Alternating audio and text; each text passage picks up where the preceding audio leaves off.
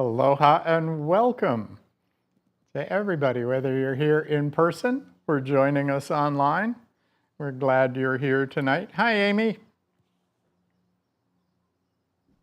Aloha, Bob. Aloha, Hawaii Sangha and YouTube Sangha. Amy, your volume is very low. It wasn't before.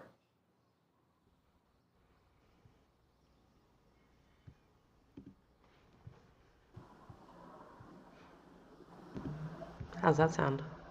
Getting better. Is it good? That's good. Perfect. Everybody can hear Amy okay? Yeah. And we're not sure about you at home, but it should be fine. Glad you're here. Anyway, so welcome to the Bodhi Tree Dharma Center. That's Amy in Alaska. I'm Bob. And we'll get started in a minute, but we always have a few announcements before we get going. Some of you already know, but I'll point it out again. There's a restroom in the foyer there. The trick to it is there are two locks. There's a slide lock, which is fine. There's also a lock on the handle of the door. And if you use that, that's great. But if you forget to unlock it when you leave, you'll get out, but it'll lock behind you. And so then we'll have to go punch the code in. There's also water there. And when we take our break, or literally at any time, you're welcome to go out on the lanai and see the view. We may hear noises from downstairs because there are people who also live here, including one of our favorite animals, Zuzu, the dog. So if a dog comes up here, and sometimes a cat, that'll be fine. You got anything, Amy? Oh, yeah, Don. Oh, Donna, you go for it. Okay, so Amy and I don't take anything for this, but we are so grateful to the Bodhi Tree for allowing us to be here without charge. So in case the Bodhi Tree has been meaningful to you, or you'd like to help out, there is a box for contributions outside on the cabinet that's there. You can drop something in, or there's like a code you can use your phone for. There are also flyers out there. If you want to be on the mailing list, if you're not, there's a sign-up sheet out there for the mailing list. And coming up, June 6th and 7th, there will be a non-residential retreat here. It's very inexpensive. Pre-registration is optional. You can just come. It's Bhante, the Venerable Buddha Rakita, maybe. Anyway, he's a Ugandan-born meditation teacher and monk who went to India to study business but found Buddhism. And he was ordained at the Tathagata Meditation Center in San Jose, where Amy and I have a friend who goes on, well, actually, we know a couple people who go on retreat there. And he studied under Bhante Hanapola Gunaratana, who wrote a very famous book on meditation, if I'm not mistaken. Anyway, that's it. Where can I get these flyers? What? Where can I get these flyers? Out on the thing there, but you may have this one. You're like, just take it. Try it. There's more out there. There's also a flyer for the basic mindfulness class I'm teaching on Friday nights. And there's also an MBSR, which is mindfulness-based stress reduction flyer. I don't think Richard is actually doing it because I don't think enough people signed up. But you might be interested in that. And welcome, everybody. We've just made... I think... What? Oh, go ahead. Oh, I was just going to say, in case you don't know, there's a restroom and water in the foyer. Okay, thank you. We'll start with some movement. Welcome. We're glad you're here. Go ahead, Amy. And I was just going to add that even though Bob and I are live streaming on YouTube, you guys are not like in the YouTube or anything like that. There's a camera for me to see you, so I feel like I'm there. but you guys are not like being broadcast. Unless you somehow walk behind Bob at a very specific angle at a very specific time, you won't be in the YouTube. And guess who? Zuzu. Yeah, Zuzu. That's Zuzu. I heard that Zuzu got in a little tip. I guess we're doing okay? I don't have any idea. I haven't heard anything about it. Okay. Although it was Fine. really amusing on Saturday, at the Saturday sit, Zuzu heard somebody out there, and in the middle of a long 40-minute meditation, big bark. So keep in mind that when these things happen, it's just something else arising, and it's probably nothing. All righty. Well, I guess we'll get started with some mindful movement. So, Amy, I'm going to change the camera here, and we'll get going, and then we'll have our first sit of the evening.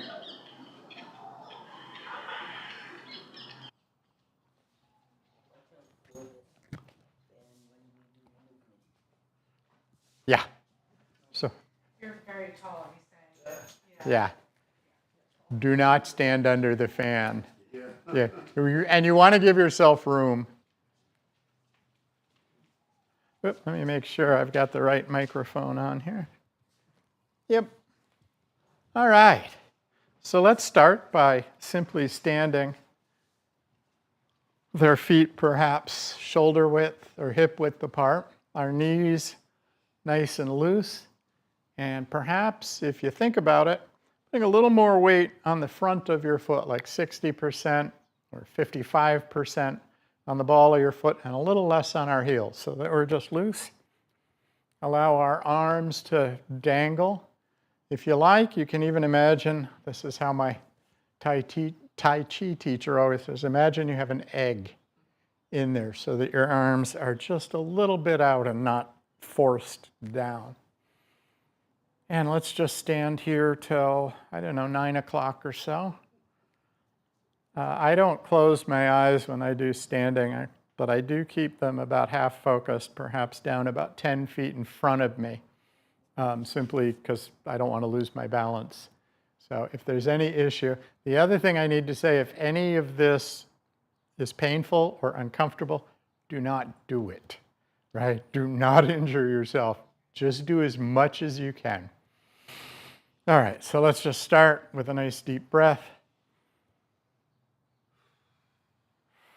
Allow our belly to just do whatever it wants. We don't need to be tight. Let our shoulders relax. Get a sense of being grounded.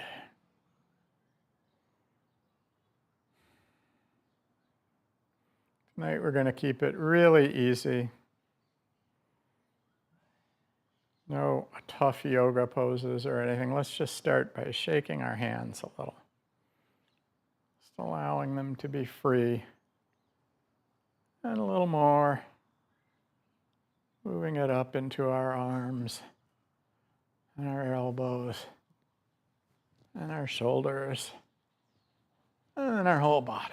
Just allow ourselves to wiggle. Nobody's streaming but me, so nothing to worry about.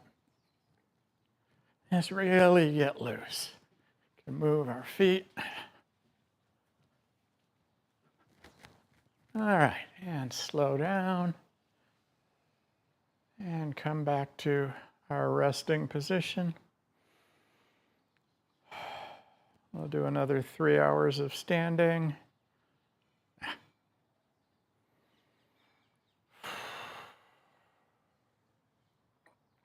Hey, this one is really easy. Let's start with our hands on our hips.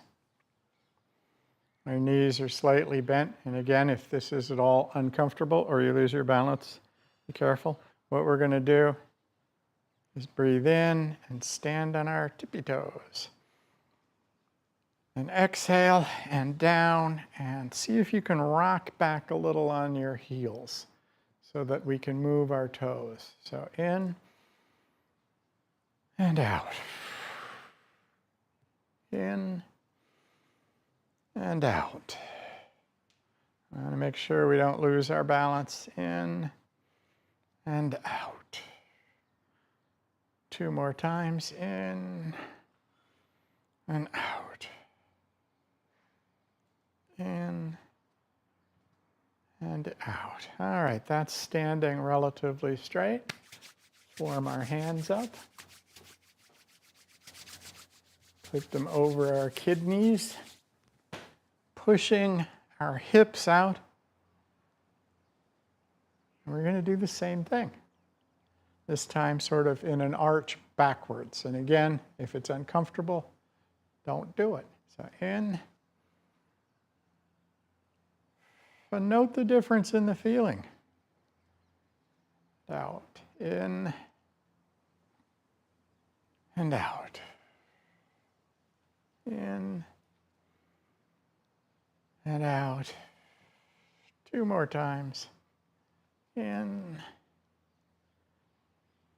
Out. In. And out. Shake it out just a little. I'm going to do this one more time. This time, instead of having our hands behind us or on the side, let's put them together about sternum height, as if we're hugging a tree. We want to get a nice bow. And this, now we're going to be sort of arching forward, if you will. I'm going to do the same thing. In and out. In and out. In and out. In, out. One more time. In and out. Just allow ourselves to shake it out, get comfortable. One more exercise. This we're going to get our whole body into, but this is manipulating a chi ball. So if you've ever been in theater class, you'll have done something similar. Let's imagine we have a softball-sized ball of energy, of chi. See if we can feel between each of our palms if there's any sense. Just begin moving it around.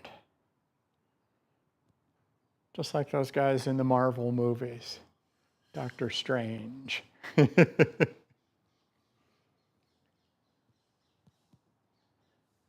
can get our whole body into this movement, moving side to side, very careful of our back, our balance.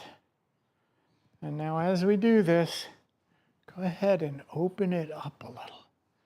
We're going from softball size to volleyball size.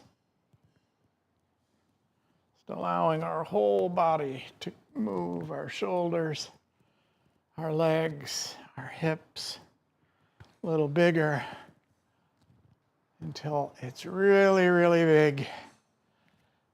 Almost as if we're inside this ball of energy.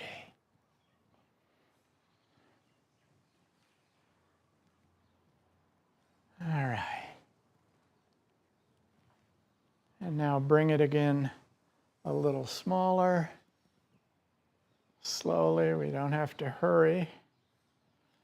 Well, we come back basketball and volleyball. And again, till we've got it back down to a softball size. And just hold it out in front of us. Take a nice deep breath in. What we're going to do is we're going to toss it up into the sky while breathing out, and maybe on our tippy toes if we're comfortable. If not, that's fine. So nice breath in and throw. Whew. Nice. Let's just stand again for a minute and explore. Does our body feel a little different than when we arrived?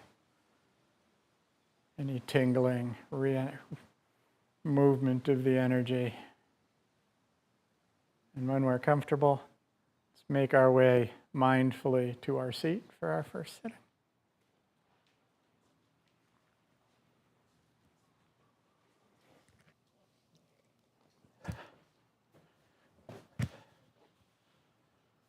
Oh, let's just stop. Allow ourselves to get into a comfortable meditation posture that won't bunch us up for 20 minutes or so, or 4 hours, as we've heard about earlier.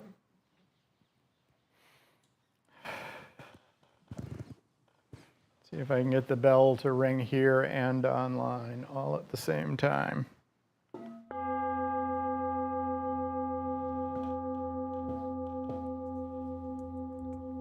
I always like to start with some nice deep breaths in through my nose, holding briefly, and then exhaling slowly, a little more slowly than I took my breath in. This isn't really part of the meditation, and we won't be continuing to breathe this way the whole time. I find it just gets me started with physical relaxation.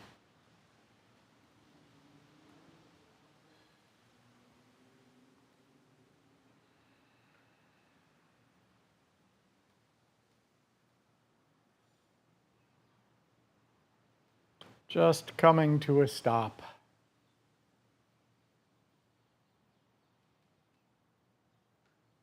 And once we've had a few deep breaths, just allow the breath to return to normal. Whatever that may be for any of us. We're all a little different. We won't really be focusing on the breath.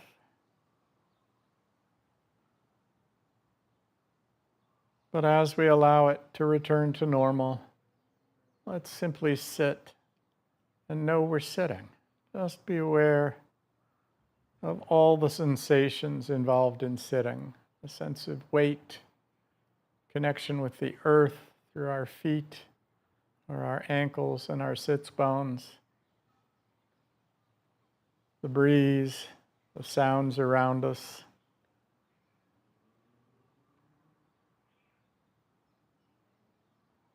Whatever's present is just fine.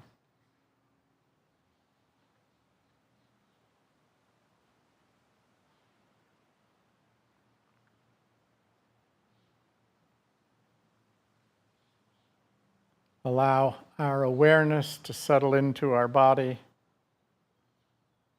just as we're allowing our body to settle into this position.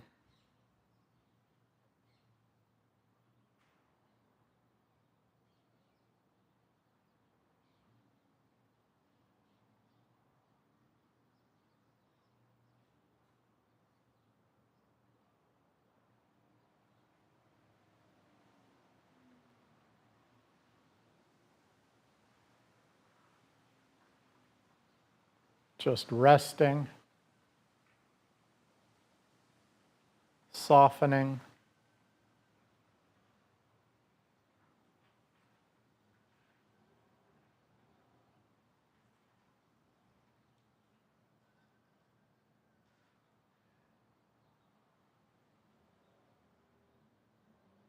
There's nothing to fix.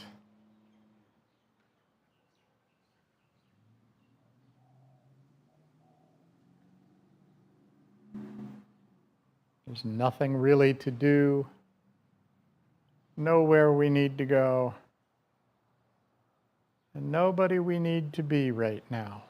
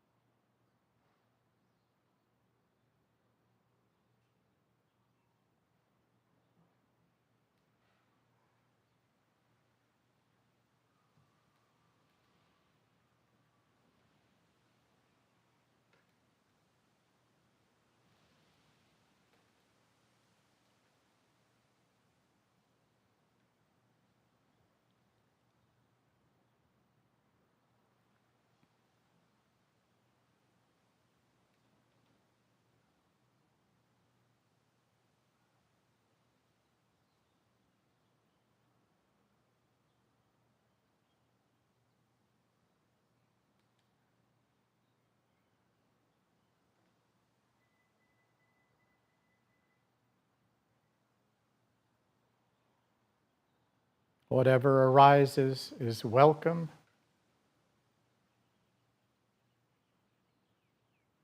And even if our minds are filled with thoughts,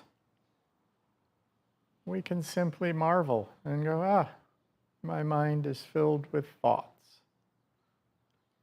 And simply notice it.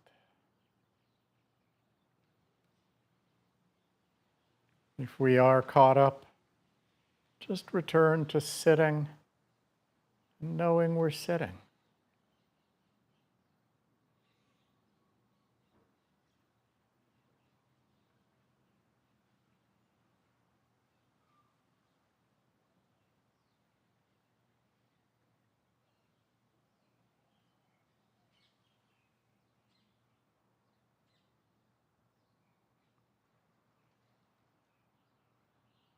When sounds arise, we needn't tell ourselves stories about what it is. We're simply aware of hearing.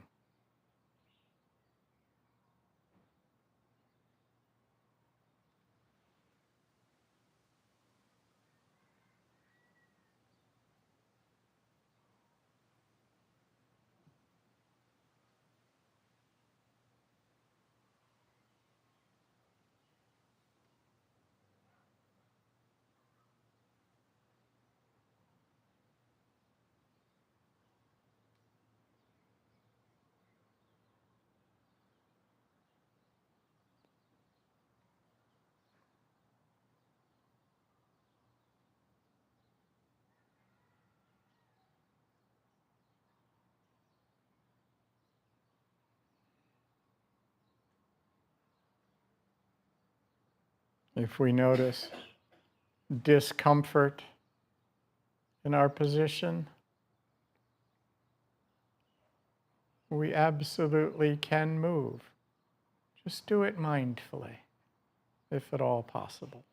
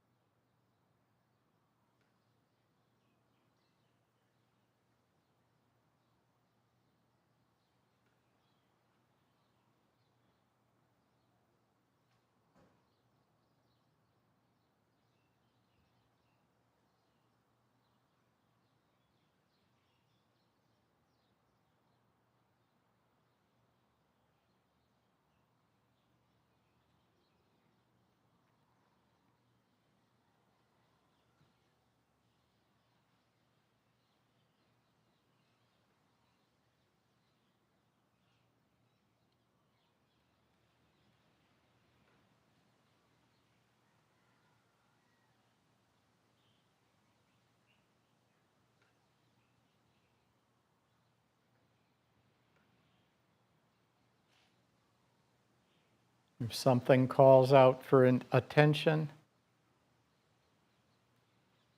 investigate. What does it feel like?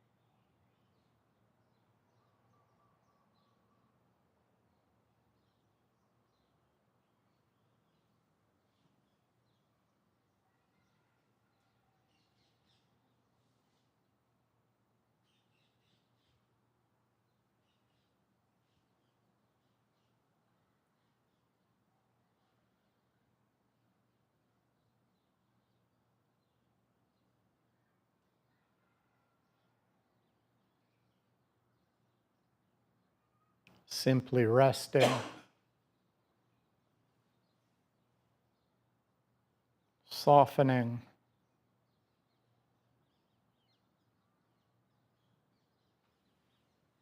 There's nothing to fix.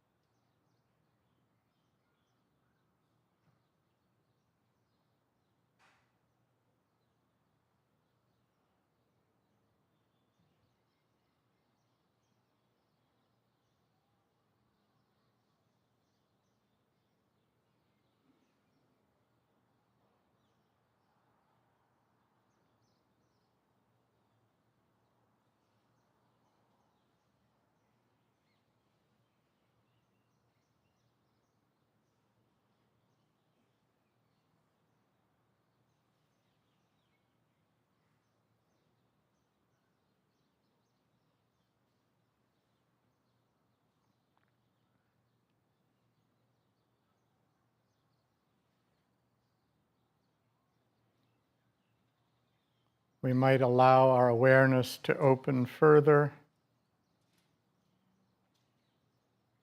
beyond sitting, beyond our body.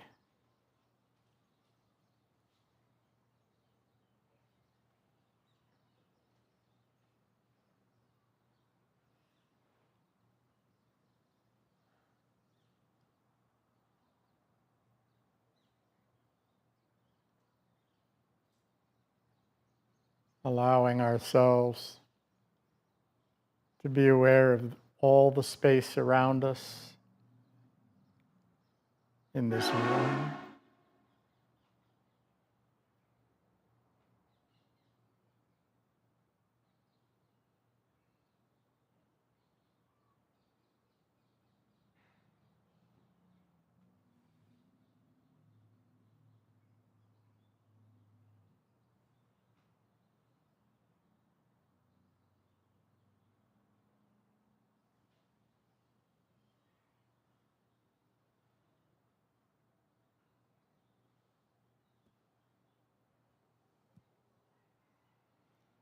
Simply resting in awareness.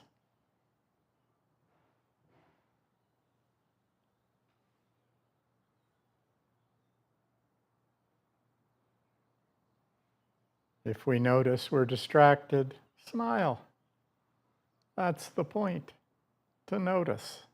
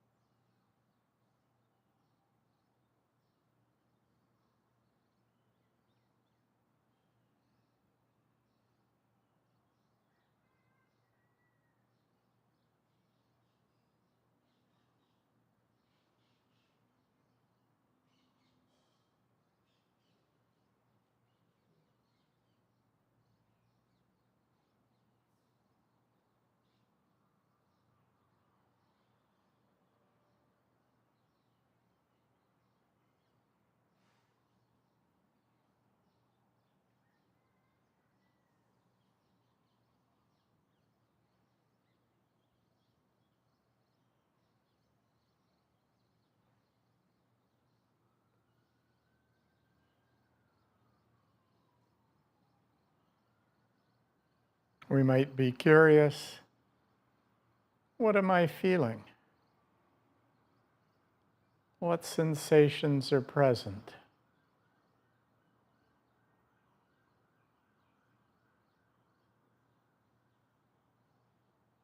We aren't asking why this is so, simply seeing what is.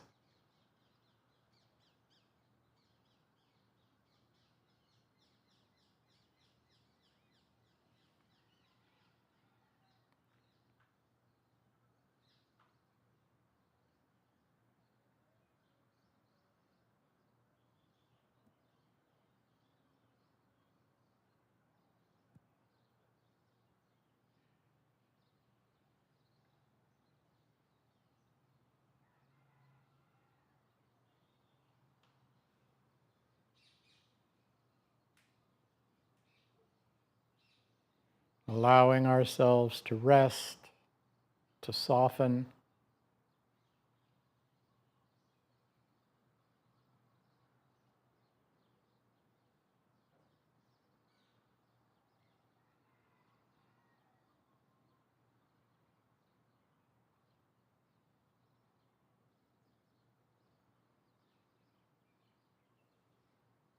Aware of our body,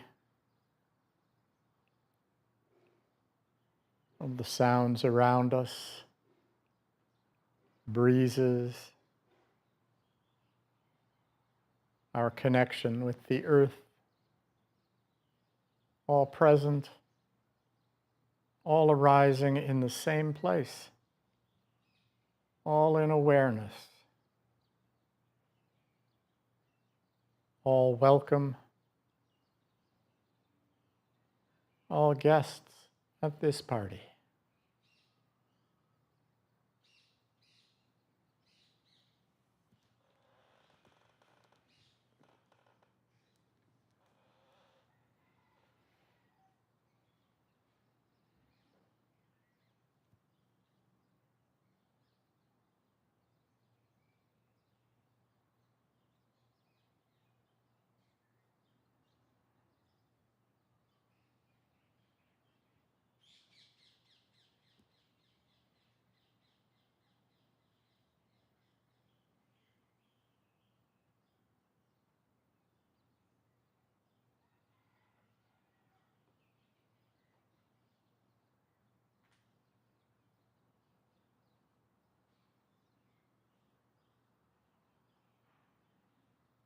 Shortly, I'll invite the bell to ring 3 times. We needn't hurry back.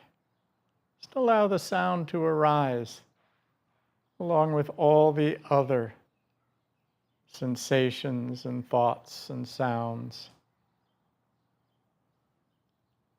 Just allow it to be part of our meditation.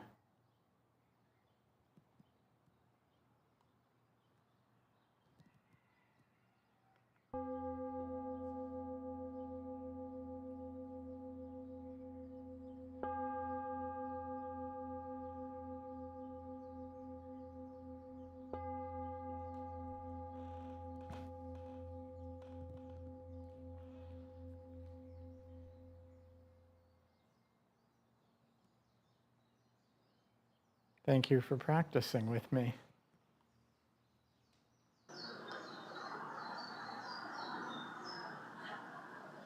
So we'll now take about a 7-minute break. The lanai is available. You can walk around the yard, go visit the Bodhi tree. There's a restroom and some water. We only ask that you perhaps remain in silence during this and try to keep the mindfulness going. And I'll call us back with a bell.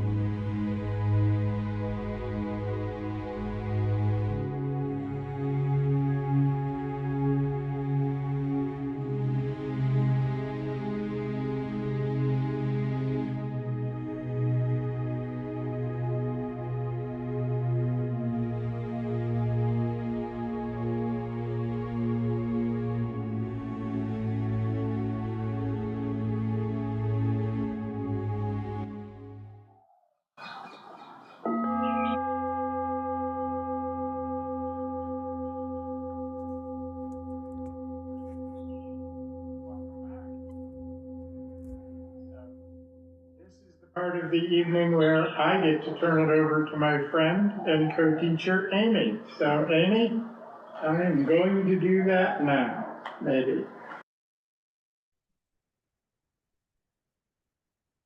All right. You guys hear me okay? Awesome.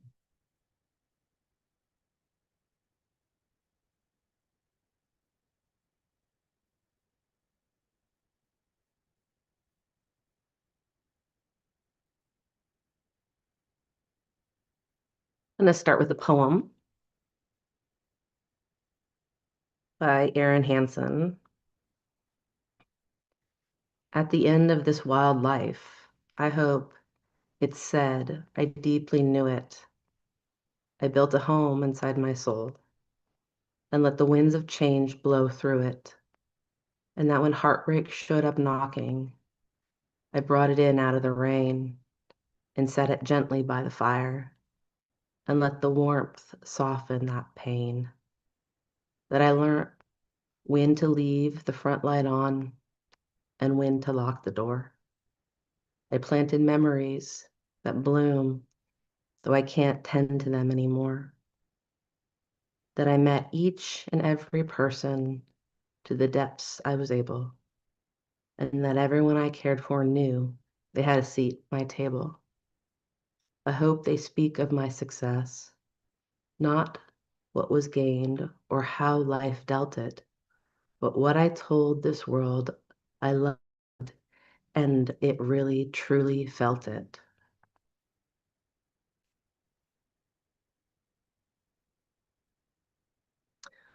So last week, Bob was talking about generosity and giving, and how generosity and giving is a form of letting go. And I think this week we'll continue to talk a little bit more about letting go. And for those of you who know, I've been doing a lot of letting go recently. Um, I was living in Hawaii for 6 years until last September, where I took a contract job to live in Alaska for the school year. And the school year is coming to an end.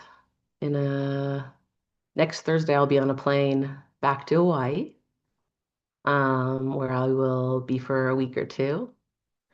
And then I'll be in California for most of the summer, where I'll be on retreat for a lot of it. A lot of my time in California will be on silent meditation retreats, mindfulness, Vipassana retreats. And so there's a lot of letting go happening over here.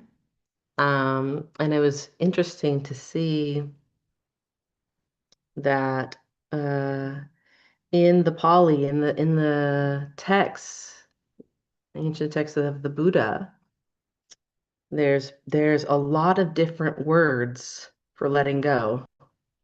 1, 2, 3, 4, 5, 6, 7, 8, 9, 10, 11. 11 that could all be kind of different versions of letting go.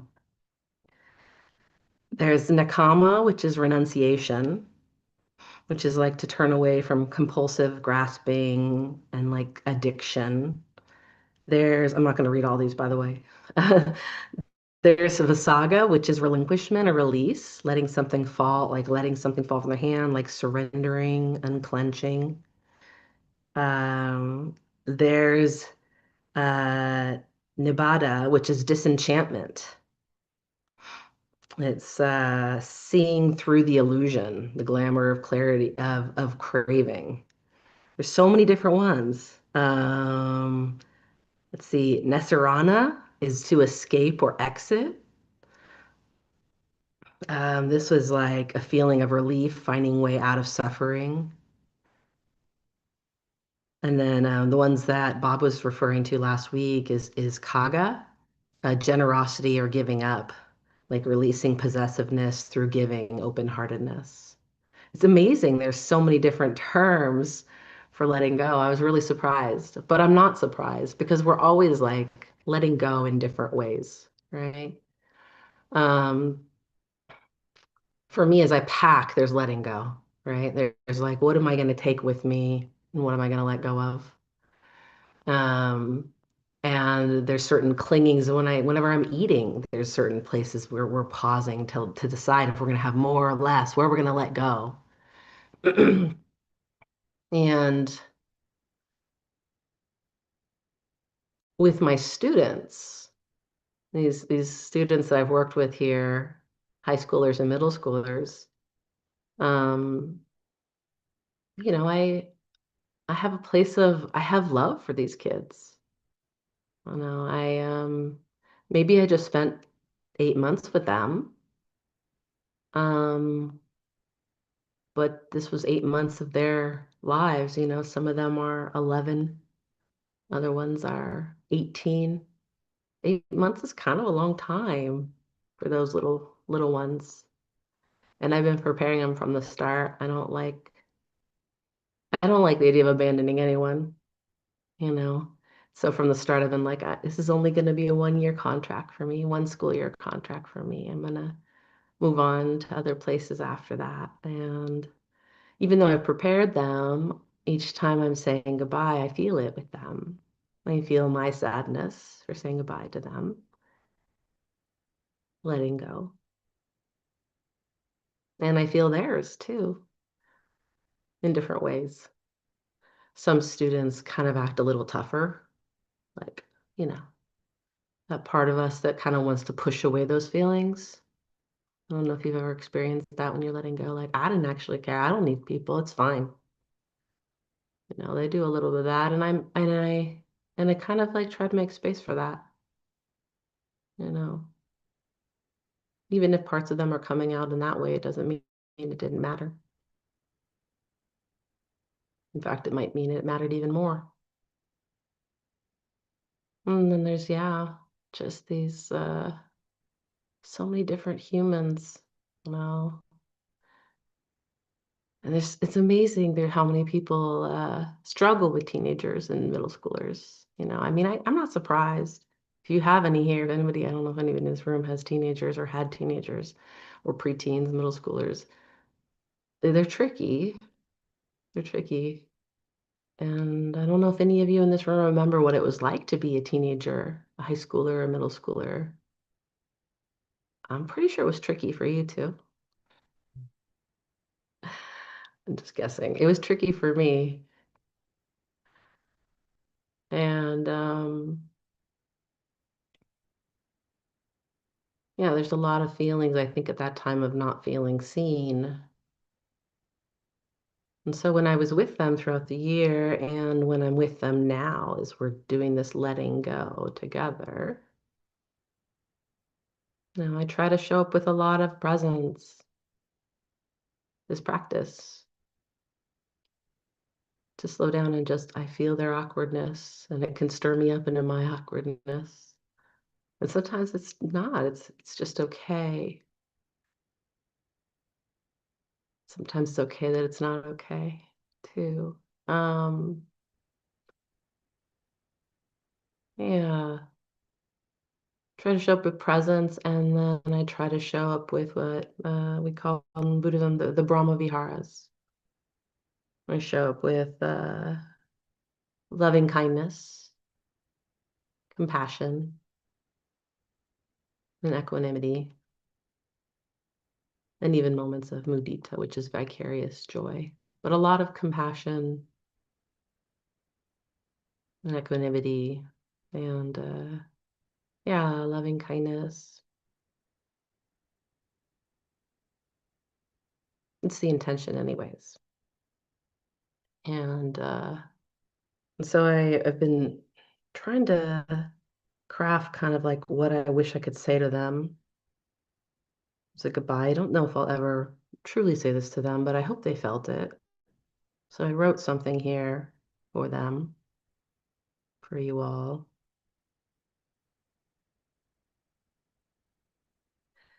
To the students of North Pole Middle School and North Pole High School, as I say goodbye, there are so many things I wish I could pass on to you.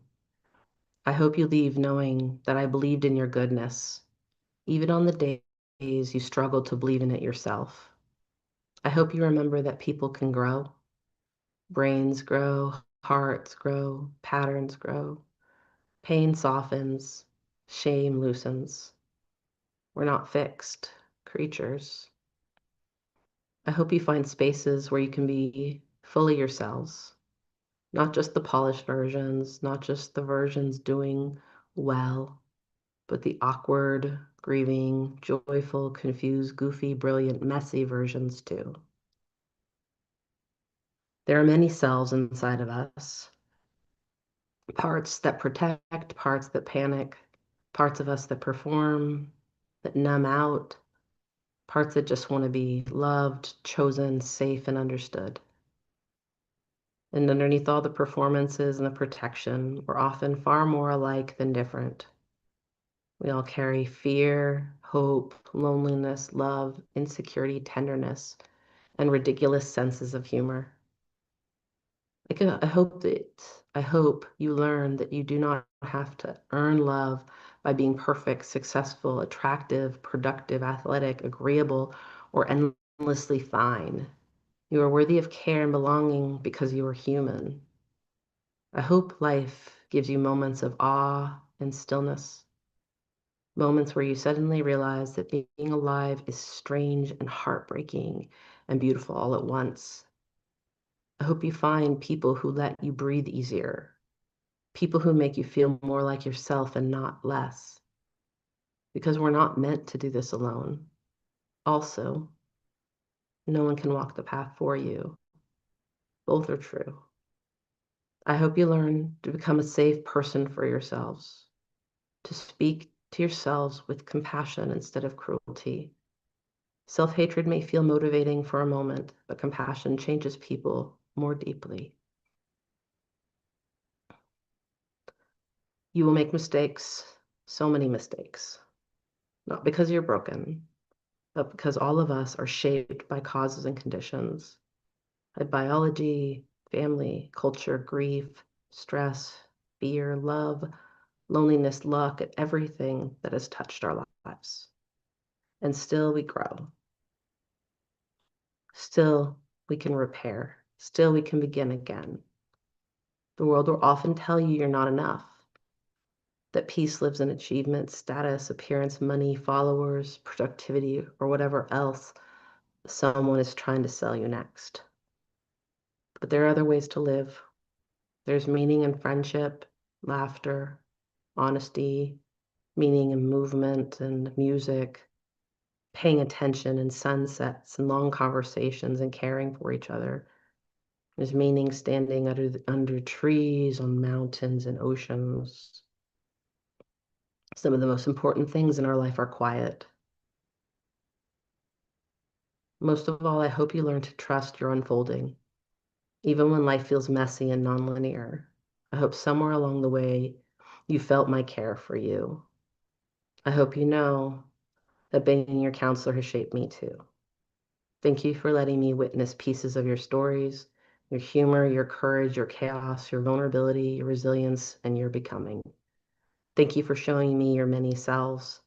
It hurts to say goodbye because it mattered. The beautiful thing is that what matters does not disappear completely. We carry pieces of each other forward.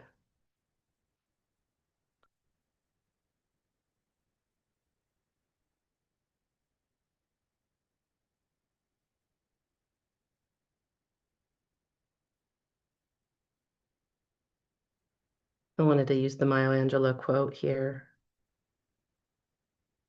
People will forget what you said. People will forget what you did, but people will never forget how you made them feel. So maybe I won't say all these words to these kids, but I'm hoping they felt it. I'm hoping anybody whose lives I touch feels it. And I think that's what this Dharma path is. Learning places that we can hold ourselves and hold each other through losses, through changes,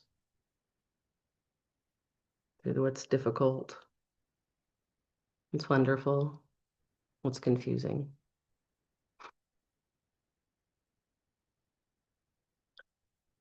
The Buddhist word sankhara, it's about conditioned things, meaning everything is constructed, dependent, and changing.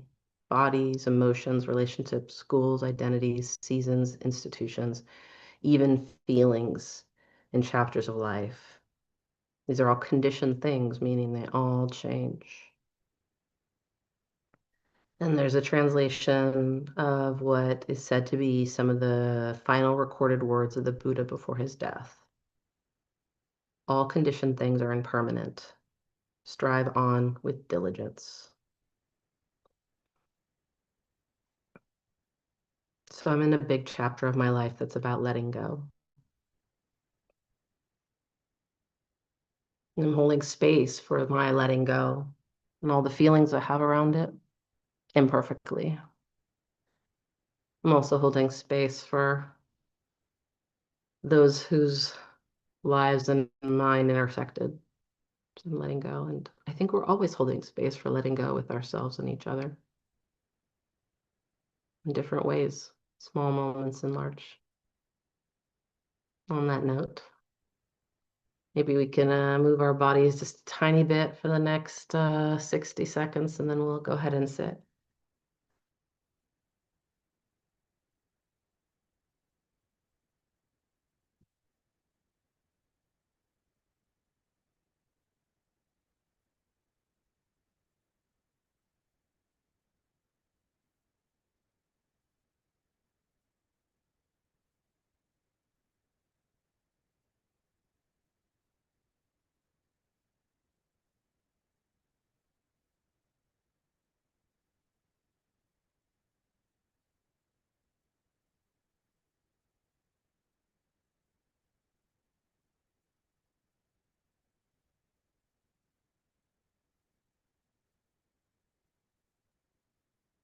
Settling in.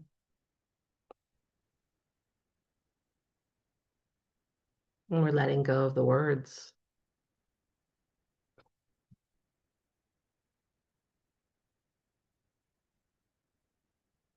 Letting go of the typical way we think.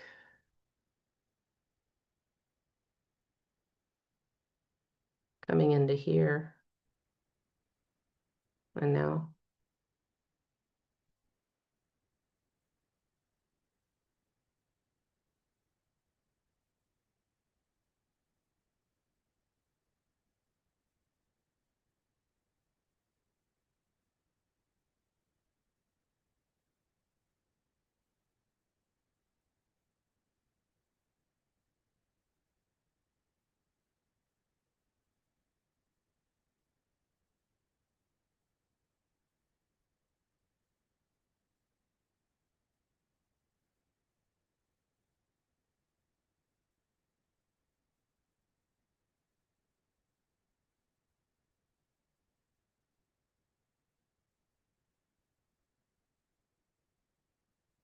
Choosing an object to be present with. Maybe it's the breath or hearing the body, or staying present with all of the sense stores.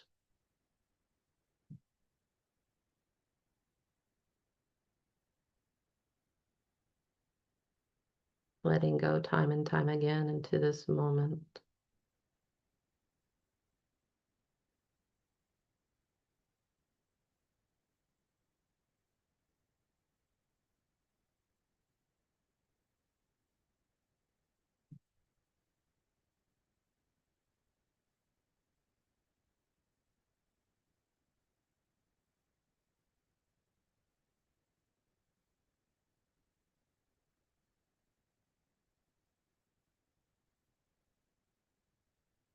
Taking care of these bodies if we need to change position, lay down or stand up, sit differently, letting go of whatever our expectation is for how the body should be as we meditate.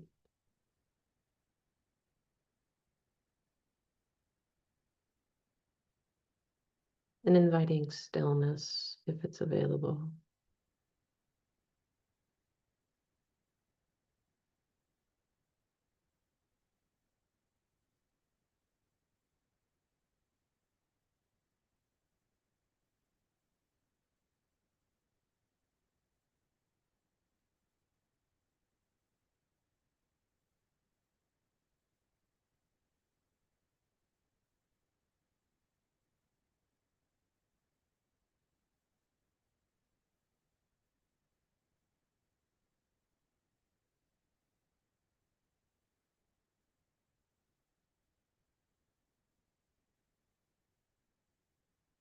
Giving yourself a break from having to tinker with our lives. Letting go of that planning mind. Giving it a little holiday. Not now, dear mind. Here and now.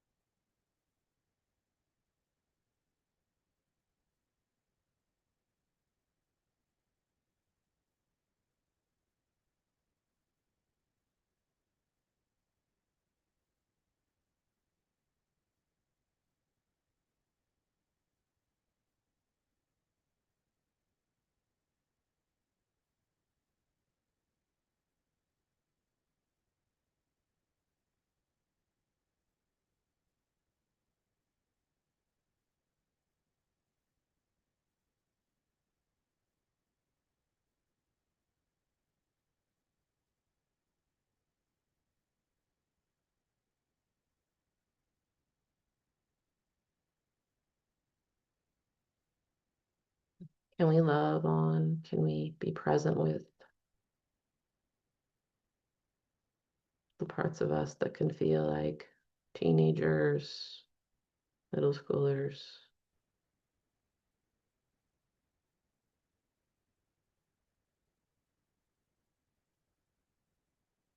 Letting that land for a moment.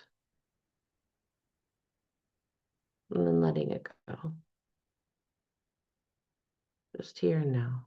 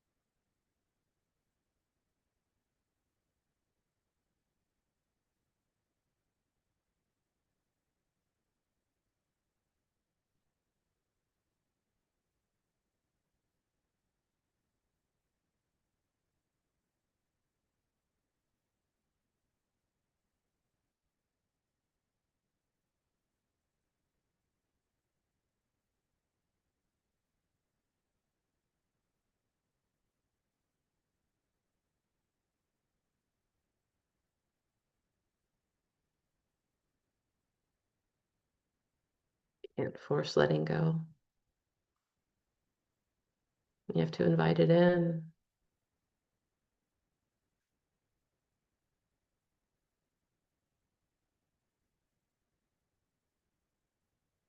Practice it. Here and now, letting it go. Letting go into the present. What does that feel like in this body?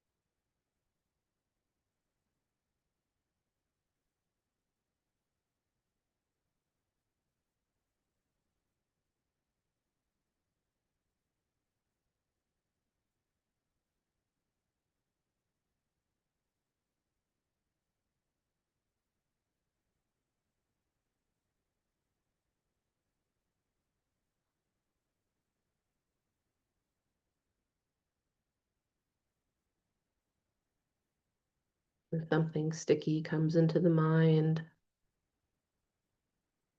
about your lives, about our lives, about this day, or past, present, or future.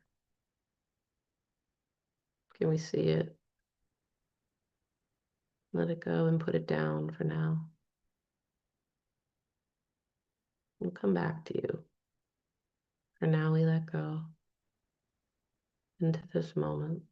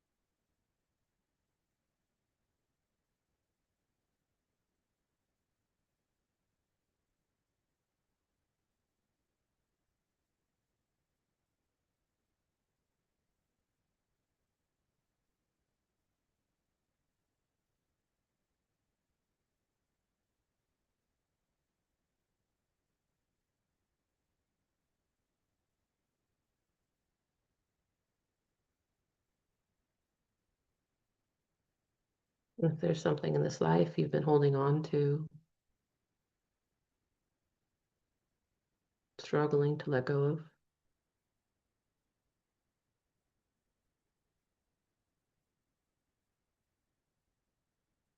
we're honoring that struggle now by practicing letting go in this way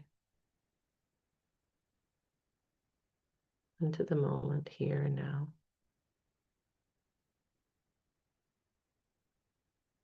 For just this breath, maybe.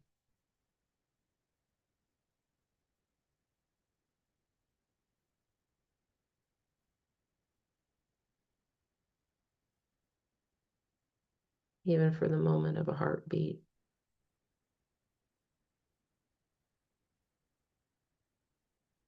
It matters.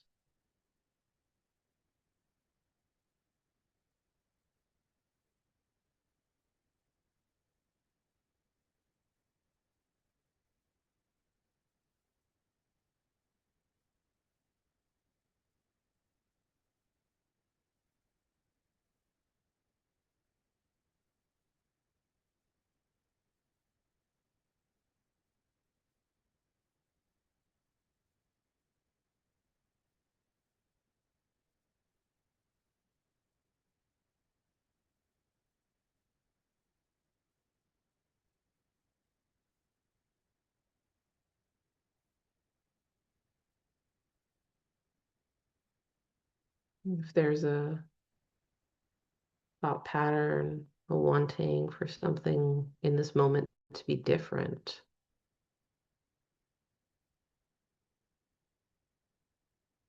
wanting the room to be warmer or colder, wanting it to be quieter or have a certain sound,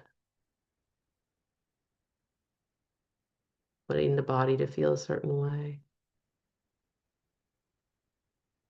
or wanting the bell to ring. However, the mind might be wanting right now or not wanting.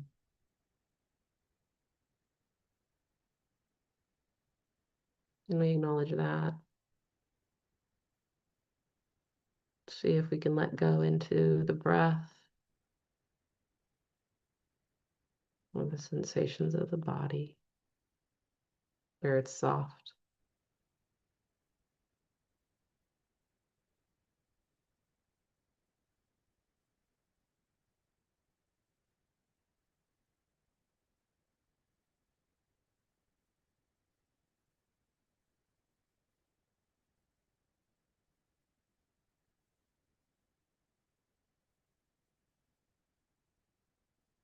Like training a puppy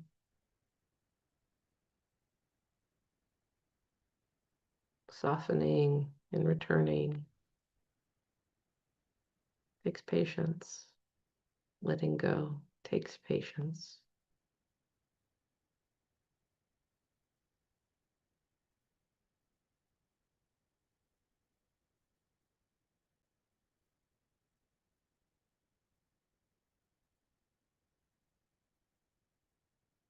Takes understanding. You can't force it.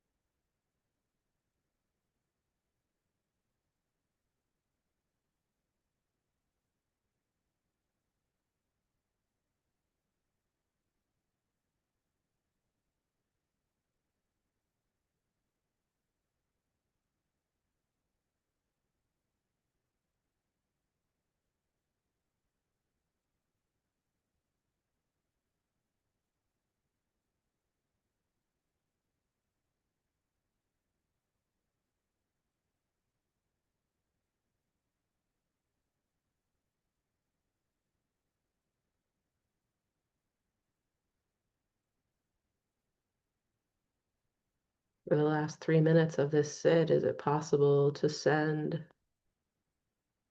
care, understanding, compassion to the parts of your life that are tricky?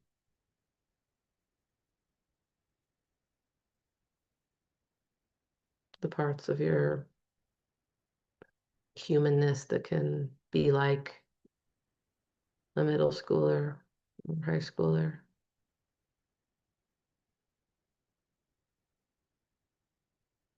That can be like your parents, be ways that you don't want to be right now.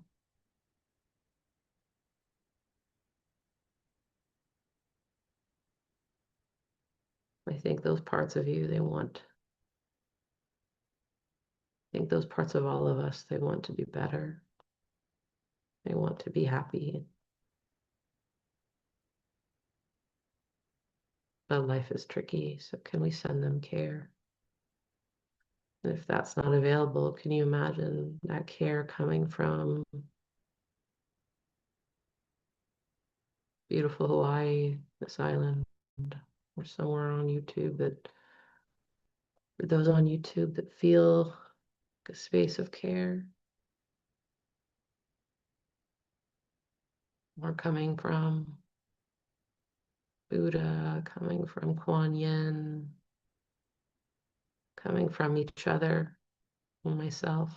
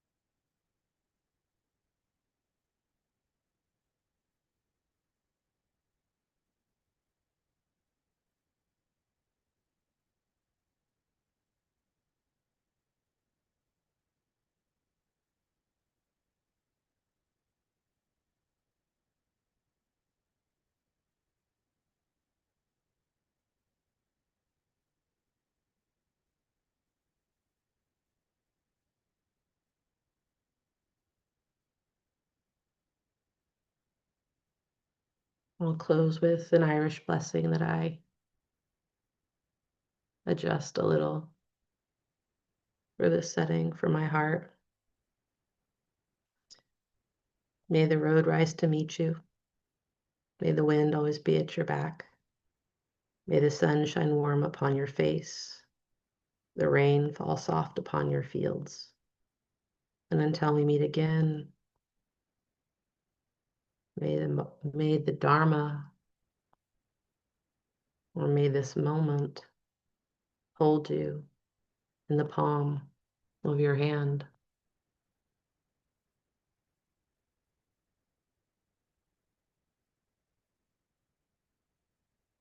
Bring